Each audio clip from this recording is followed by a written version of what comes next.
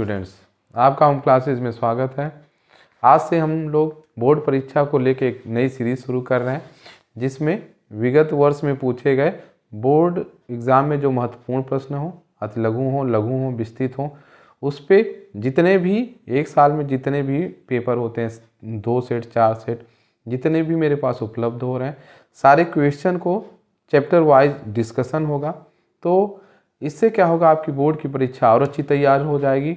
और जो मुझे लगे कि हाँ ये क्वेश्चन इस चैप्टर का इम्पॉर्टेंट है, उसको भी मैं यहाँ पे डिस्कशन करूँगा और उसके आंसर को दूंगा, जिससे आपकी तैयारी और बेहतर हो सके, आप बायो में ज़्यादा से ज़्यादा नंबर गेन कर सकें, ज़्यादा से ज़्यादा नंबर आपको मिल सके। तो आज का जो ये वीडियो है जिस पे शुरू करेंगे, तो आज का है पुष्पीय पादपों में लैंगिक जनन।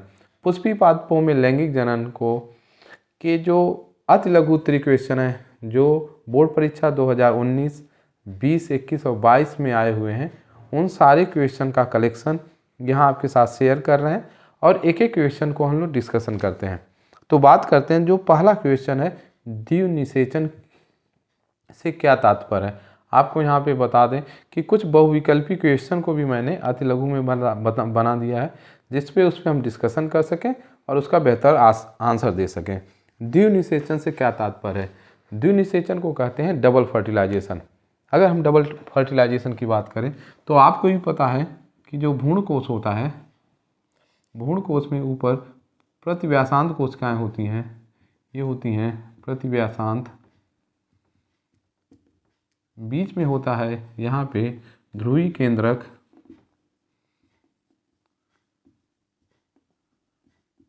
ध्रुवीय केंद्रक 2 होते हैं, इनकी संख्या 2 ध्रुवीय केंद्रक होते हैं। और यहाँ पे 2 सहायक कोशिका होती हैं, एक अंड कोशिका होती है, ये अंड कोशिका है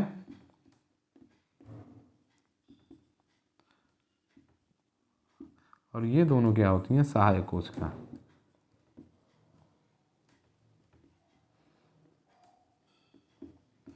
अब ये भ्रूण कोश बनाने का क्या तात्पर्य है? होता क्या है कि भ्रूण कोश में ही दोहरा निषेचन होता है। जब दोहरा निषेचन होता है तो ये संरचना पाई कहाँ जाती है? स्त्री केसर में पाई जाती है। स्त्री केसर के अंडाशय की एक संरचना होती है, जिसको बीजांड कहते हैं। बीजांड के अंदर ये स्थित रहता है। बीजांड में पराग नलिका आती है ऊपर से, क्योंकि परागकण उसके वर्तिकाग्र पे जाते हैं, वहाँ से पराग नलिका नीचे आती है।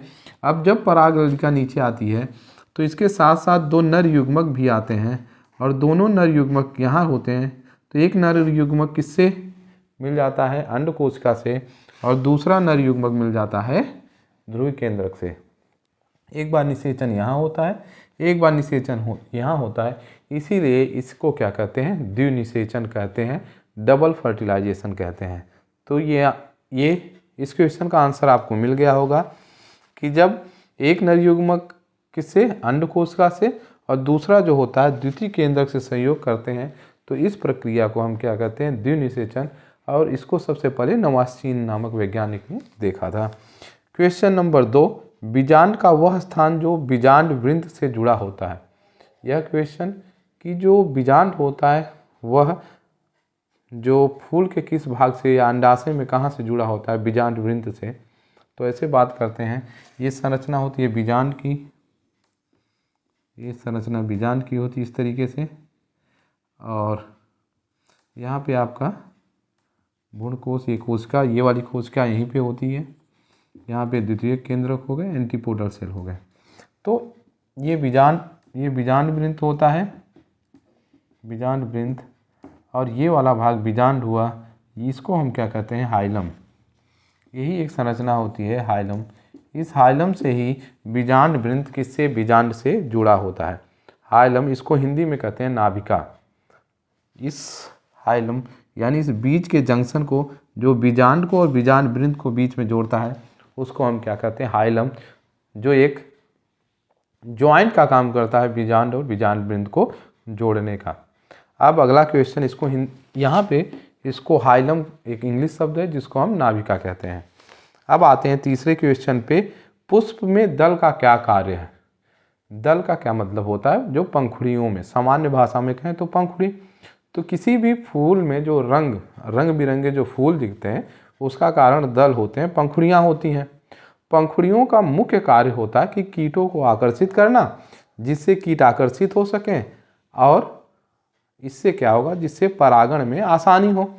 तो पहला क्या होता है कि कीटों को आकर्षण करने के लिए, आकर्षित करने के लिए। दूसरा जो इसका मेन और महत्वपूर्ण होता है वो क्या होता है कि जब पुष्प खिलने लायक होता है और या फिर पुष्प में कोई भी चोट ना लगे, तो एक तरीके से यह जननांगों की सुरक्षा करने में भी काम आता है।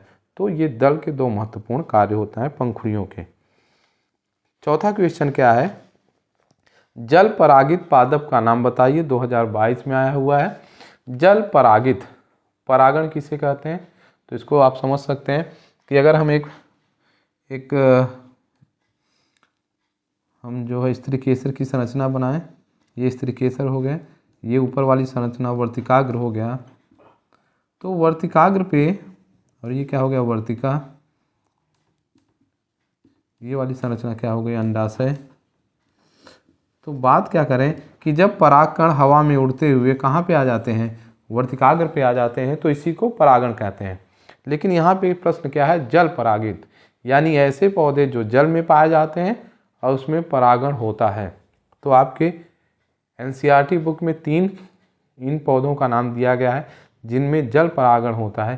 पहला हाइड्रिला, याद रख लीजिएगा, हाइड्रिला। दूसरा जो है जोस्टेरा, और तीसरा वेलिसनेरिया।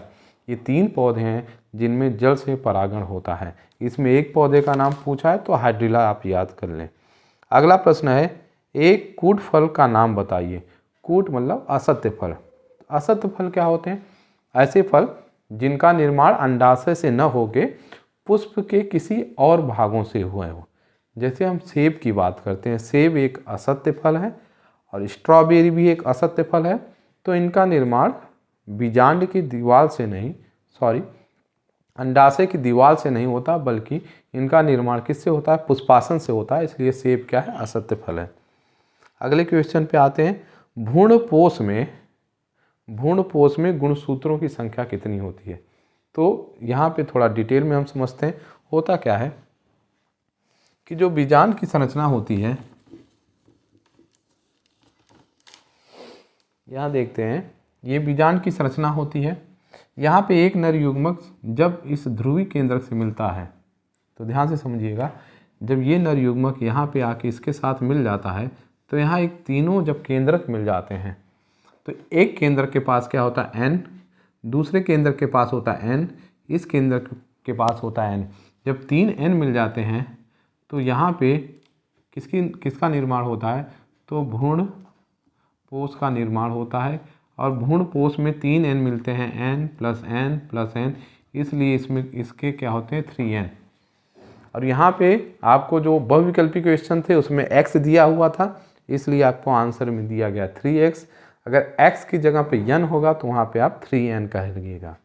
तो अगर हम बात करें कि भ्रूणपोष का निर्माण किससे होता है, तो होता किससे है, जब 2 ध्रुवीय केंद्रक किससे मिलते हैं, नर युग्मक से, एक नर युग्मक से मिलते हैं। तो नर युग्मक से मिलने के बाद ये दोनों मिलके किसका निर्माण करते हैं, भ्रूणपोष का निर्माण करते हैं, जो त्रिगुणित होता है, 3n होता है। अब अगले क्वेश्चन पे आते हैं, 112 लघु बीजाणुओं के निर्माण हेतु लघु बीजाणु मात्र कोशिका में कितने अर्धसूत्री विभाजन होंगे। अब इसको हम लोग समझते हैं कि इस प्रश्न को समझते हैं। क्वेश्चन क्या है, 112 लघु बीजाणुओं के निर्माण के लिए, 112 लघु बीजाणुओं के निर्माण, 112 क्या है, लघु बीजाणु। और लघु बीजाणु को क्या बोलते हैं, परागकण। परागकण का निर्माण किससे होता है, पराग मात्र कोशिका से,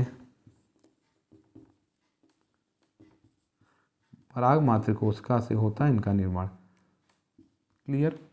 तो अब इस परागकण में इनकी संख्या कितनी होनी चाहिए, 112।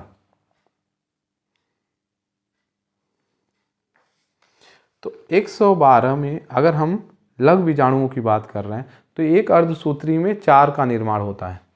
तो यहाँ पे ध्यान से समझिएगा कि अगर हम 4 से डिवाइड कर दें 112 को, तो बात करेंगे 4 2 जा 8, 3 आएगा, 2 आएगा और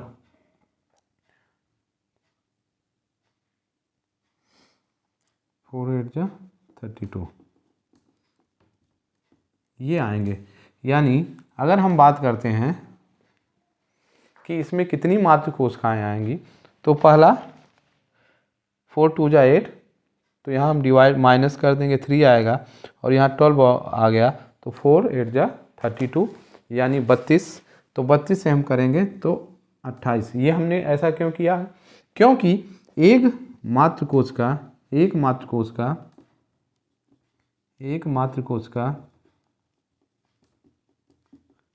4 परागकण का निर्माण करती है। एक मात्र कोशिका कितने का? 4 परागकण का निर्माण करेगी। तो आप खुद सोचिए कि एक से अगर 4 बन रहे हैं, किसके द्वारा? अर्धसूत्री विभाजन के द्वारा। अर्धसूत्री विभाजन एक ऐसा विभाजन होता है जिसमें एक विभाजन के बाद 4 कोशिकाओं का निर्माण होता है, वो भी क्या होती हैं? अगुणित होती हैं। तो यहाँ पे एक मात्र कोशिका अर्धसूत्री विभाजन के द्वारा 4 परागकणों में टूटती है। तो यहाँ पे देख कितने रहे? 112 परागकण बन रहे हैं, इसीलिए हमने 4 से भाग दे दिया। उत्तर कितना आया? 28। तो कितनी मात्र कोशिकाएं चाहिए? 28 मात्र कोशिका चाहिए किसके निर्माण के लिए? 112 परागकण के लिए। यहाँ पे मैंने आंसर 112 दिया हुआ है, तो ये गलत है, यहाँ पे इसको सही कर लीजिएगा, 28 आंसर आएगा। अगली बात करते हैं, क्वेश्चन नंबर 8, कीटों द्वारा परागित पौधों का नाम बताइए। तो ये बहुत आसान प्रश्न है कि कीटों के द्वारा परागण किस में होता है। तो आप सामान्यतः जितने भी फूल देखते हैं तो ज़्यादातरों में क्या होता है? कीट परागण होता है। चाहे हम गुलाब की बात कर लें या क्या कहते हैं पपीते की बात कर लें। पपीता क्या है कि नर पौधा अलग होता है और मादा पौधा अलग होता है। स्ट्रॉबेरी की बात कर लें तो यह सब किसके द्वारा? कीटों के द्वारा परागित पौधे हैं। अगला है क्वेश्चन नंबर 9, 2 आभासी फलों के नाम बताइए। तो अभी हम डिस्कशन कर लिए थे कि 2 आभासी फल कौन से हैं, एक सेब और दूसरा स्ट्रॉबेरी है। अनानास भी इसमें आता है। क्वेश्चन नंबर 10, यदि किसी पौधे में परागकण में क्रोमोसोम की संख्या 21 है तो उसके अंडकोशिका और युग्मनज मीन्स जाइगोट में कोशिकाओं के क्रोमोसोम की संख्या क्या होगी। तो इसको अच्छे से समझते हैं। अगर हम बात करते हैं कि एक क्रोमोसोम है, तो आप सबसे पहले समझिए, चाहे वो पराग मात्र कोशिका हो, पराग मात्र कोशिका हो या हो गुरु बीजाणुधानी, गुरु बीजाणु मात्र कोशिका, ये कोई भी मात्र कोशिका हो, इन दोनों में क्या होता है? अर्धसूत्री विभाजन होता है। तो इस गुरु बीजाणु मात्र कोशिका में अर्धसूत्री विभाजन से एक किसका निर्माण होता है? एक अंड कोशिका का। यहाँ आप ध्यान से समझिएगा, एक अंड कोशिका का निर्माण होता है अर्धसूत्री विभाजन से, और पराग मात्र कोशिका में जब अर्धसूत्री विभाजन होता है, तो इसमें 4 परागकण बनते हैं। 4 परागकण ये क्या होते हैं? अंड कोशिका n होती है, अगुणित होती है। यह भी क्या होता है? अगुणित। ये क्या होते हैं? द्विगुणित होते हैं, 2n होते हैं। ये भी क्या होते हैं? 2n। तो प्रश्न क्या कह रहा है कि यदि किसी पौधे के परागकण में 21 है, 21 मतलब इस परागकण में 21 है, फिर क्या कह रहा है? तो इसकी अंड कोशिका में, आपको भी पता है अगर इसमें 21 है, n है, तो यहाँ भी n है, तो इसकी भी संख्या कितनी होगी? 21 होगी। यानी जो अंड कोशिका में गुणसूत्रों की संख्या होती है, वही संख्या किस में होती है? परागकण में। दोनों के गुणसूत्रों की संख्या एक जैसे समान होती है। अब बात होती है कि युग्मनज में कोशिकाओं की संख्या कितनी होगी। तो युग्मनज किसको कहते हैं, इसको समझते हैं। युग्मनज को इंग्लिश में हम बोलते हैं जाइगोट। जाइगोट कब बनता है? जब क्या मिलता है? एक नर युग्मक मिलता है और साथ में क्या मिलती है? अंड कोशिका। जब एक अंड कोशिका और नर युग्मक मिलते हैं तो इससे किसका निर्माण होता है? जाइगोट का निर्माण होता है। इसके गुणसूत्रों की संख्या n होती है। जब आपको पता है एन एन मिल के कितना हो जाएगा 2n, तो यहाँ पे हम इनकी संख्या रख के देखते हैं। यहाँ पे संख्या कितनी है 21, यहाँ पे कितनी है 21, 21 जोड़ देंगे तो आंसर कितना आएगा 42। तो ऐसी कोशिका जिनके गुणसूत्रों में यदि परागकण में यदि 21 हैं तो अंड कोशिका में भी 21 होंगे, और जो युग्मनज होगा, जो जायगोट होगा, उसमें उनकी संख्या 42 होगी। अब बात आती है 11वें क्वेश्चन की, अनिषेक फलन क्या होता है, इसको समझाइए।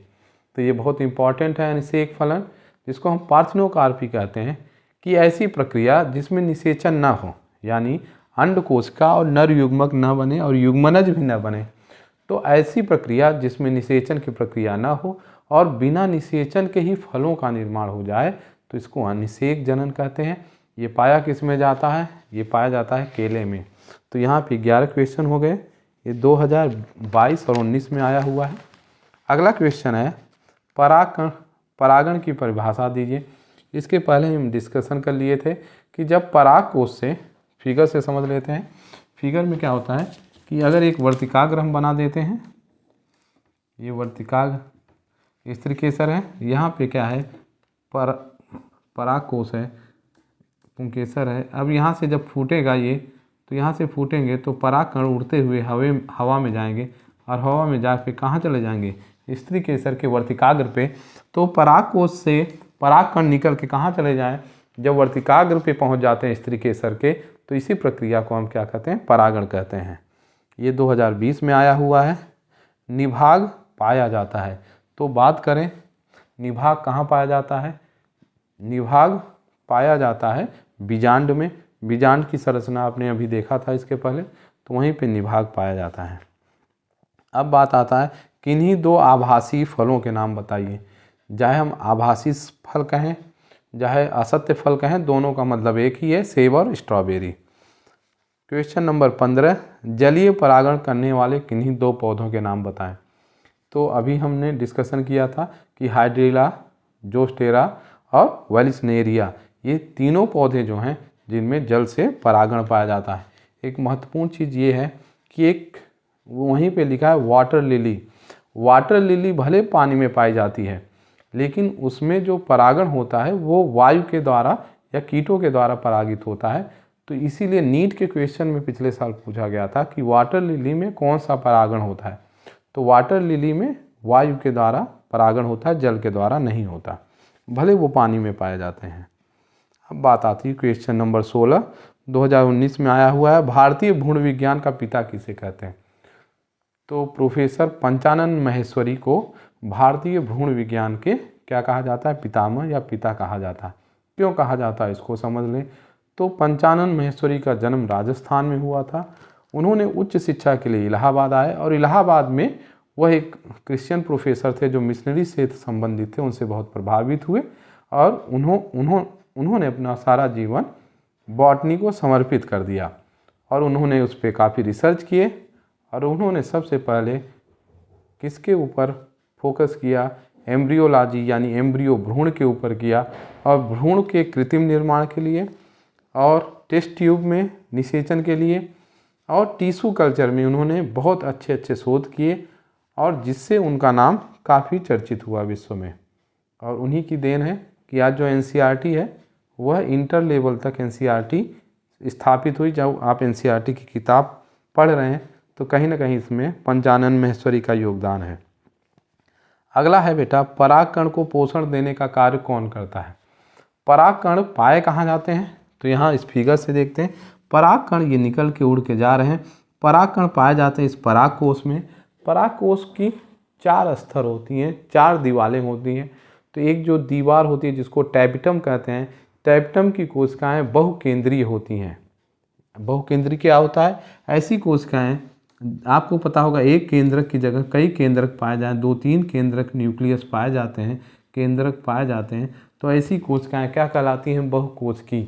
तो टैपिटम की जो दीवार होती है परागकोश की, वह क्या करती है, परागकण को पोषण देती है। क्वेश्चन नंबर 18, परागकण का बाह्य छोर किस पदार्थ से बना होता है। आपने परागकण का चित्र देखा होगा इस तरीके से, और इस तरीके से उस पर कांटे लगे होते हैं एनसीईआरटी में। यहाँ पे क्या होते हैं, पराग छिद्र होते हैं, और ये कहलाती है बाह्य चूल, और अंदर वाला क्या कहलाता है, अंतःचूल। तो बाह्य चूल बना होता है एक पदार्थ से जिसको हम कहते हैं स्पोरोपोलिनिन। स्पोरोपोलिनिन एक पदार्थ होता है जो किसी भी एंजाइम या क्षार के द्वारा अपघटित नहीं होता। यह बहुत जटिल कार्बनिक पदार्थ है जो किसी भी एंजाइम या अम्ल के द्वारा अपघटित नहीं होता, तोड़ा नहीं जा सकता। तो यह बहुत महत्वपूर्ण है कि जो परागकण का जो बाह्य चूल होता है जिसको एग्जाइन कहते हैं वो स्पोरोपोलिनिन का बना होता है। अगला, आवृत्तबीजी भ्रूणकोश में कितनी कोशिकाएं व केंद्रक रहते हैं। ये बहुत इंपॉर्टेंट क्वेश्चन है, नीट में भी आ चुका है कि आवृत्तबीजी भ्रूणकोश एम्ब्रियो सैक में कितने केंद्रक और कोशिकाएं होती हैं। तो एक बार फिगर बना लेते हैं यहाँ पे हम लोग। अगर हम बात करते हैं एक भ्रूणकोश की तो 3 कोशिकाएं ऊपर पाई जाती हैं, आपको भी पता है। 2 केंद्रक बीच में पाए जाते हैं जिनको ध्रुवीय केंद्रक कहते हैं, और 3 यहाँ पाई जाती हैं। 2 सहायक कोशिका बीच में अंड कोशिका ये होती हैं। तो 1 2 3 4 5 6 7 8 कितने केंद्रक पाए गए, तो 8 केंद्रक पाए जाते हैं। 8 केंद्रक पाए जाते हैं। और कोशिकाओं की बात करें तो एक कोशिका 2 3 इनको दोनों को साथ में समराइज कर दिया जाता है। 1 2 3 4 5 6 7 और कितनी कोशिकाएं होती हैं, 7 सेल, 7 कोशिकाएं और 8 केंद्रक पाए जाते हैं। सही मामले में तो ये जो होते हैं ये पूरी एक कोशिका होती है, इसके अंदर 3 कोशिकाएं यहाँ 3 कोशिकाएं यहाँ, और दोनों ये केंद्रीय न्यूक्लियस इस केंद्रीय कोशिका का ही भाग होते हैं। तो 8 केंद्रीय और 7 सेल की बने हुए ये भ्रूणकोश की संरचना होती है। यह भी क्वेश्चन नीट में आ चुका है। अगला क्वेश्चन है, यहाँ से जितने भी क्वेश्चन हैं वो जो हम शेयर कर रहे हैं ये सभी मैंने बनाया है कि हाँ ये इम्पॉर्टेंट हो सकता है, ये बोर्ड एग्जाम में आ सकता है। तो ये मैंने खुद छांटा है हुआ है और मुझे उम्मीद है कि ये आ सकते हैं। विपुंसन किसे कहते हैं, तो विपुंसन बहुत आसान है।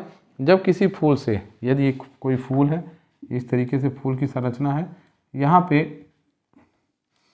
पे कई ऐसे परागकण निकले हुए हैं, पुंकेसर निकले हुए हैं, ये स्त्री केसर मान लीजिए। तो जब इन पुंकेसरों को काट के अलग कर दिया जाता है, यानी उस फूल में केवल और केवल स्त्री केसर बचे और पुंकेसर को काट लिया जाए तो वो क्या कहलाते हैं, विपुंसन कहलाता है। परिभ्रूणपोष किसे कहते हैं, परिभ्रूणपोष क्या होता है कि जो भ्रूणपोष बना रहता है बीज में वो होता है भ्रूण के पोषण के लिए। कभी कभी क्या होता है कि जो न्यूक्लियस होता है भ्रूण के बाहर जो एक संरचना होती है कोशिकाओं की उसको हम न्यूक्लियस कहते हैं, तो वह न्यूक्लियस भी बचा रह जाता है, तो उसी को हम क्या कहते हैं, परिभ्रूण जो है पोष कहते हैं। और यह पाया जाता है काली मिर्च और किसमें, चुकंदर में। न्यूक्लियस को हम हिंदी में कहते हैं बीजांडकाय। तो बात करते हैं, तो यहाँ पे हम संरचना बना लेते हैं एक बीजांड की, तो क्लियर हो जाएगा। ये बीजांड की संरचना होती है। यहाँ पे ये भ्रूणकोश पाया जाता है, ये भ्रूणकोश। यहाँ की जो ये कोशिकाएं होती हैं दाएं बाएं, ये क्या कहलाती हैं, बीजांडकाय। तो जब बीजांडकाय शेष बच जाए बीज में, बीज के निर्माण आपको भी पता है, बीजांड ये पूरा बीजांड है और बीजांड से ही किसका निर्माण होता है, बीज का। कभी कभी ये भी क्वेश्चन पूछ लिया जाता है, ये बीजांड है, बीजांड से किसका निर्माण होता है, तो याद रखिएगा बीजांड से बीज का निर्माण होता है। और अंडाशय से किसका निर्माण होता है, तो अंडाशय से फल का निर्माण होता है। तो काली मिर्च और चुकंदर में जो बीजांडकाय होता है, बीजांडकाय, यह बीजांडकाय शेष बच जाता है और यह पाया जाता है किसमें, काली मिर्च और चुकंदर में। अब बात करते हैं असंग जनन किसे कहते हैं, एपोमिक्सिस जिसको कहते हैं। असंग जनन यानी कि जब बिना निषेचन के किसका निर्माण हो जाए, बीज का निर्माण हो जाए। इसके पहले पढ़े थे अनिषेक फलन, तो उसमें बिना निषेचन के क्या हो जाता है, फल का निर्माण हो जाता है। जबकि असंग जनन में क्या है, बिना निषेचन के किस चीज़ का निर्माण हो जाए, बीज का निर्माण हो जाए, तो इसको हम असंग जनन कहते हैं। यह एस्ट्रेसिया और घास में पाया जाता है। अगला है बहुभ्रूणता क्या होती है, जब कई भ्रूण, एक से ज़्यादा भ्रूण हो जाए तो इसी को क्या कहते हैं, बहुभ्रूणता कहते हैं। ये पाया जाता है नींबू संतरा में। नींबू संतरा और मौसम्बी ये सब साइट्रस फैमिली के पौधे हैं। साइट्रस मतलब जो खट्टे पौधे होते हैं उनके ये फैमिली के पौधे हैं, और इनमें क्या पाई जाती है, बहुभ्रूणता पाई जाती है। तो ये सारे क्वेश्चन थे जो बोर्ड एग्ज़ाम में थे और जो मैंने छांटे। तो आपको ये कैसा लगा, ये सीरीज़ कैसे लगी? अगर इसको कंटिन्यू करना है तो आप बताइएगा। वीडियो कैसा लगा ज़रूर बताइएगा। इसमें और क्या सुधार कर सके तो सुझाव दीजिएगा। धन्यवाद।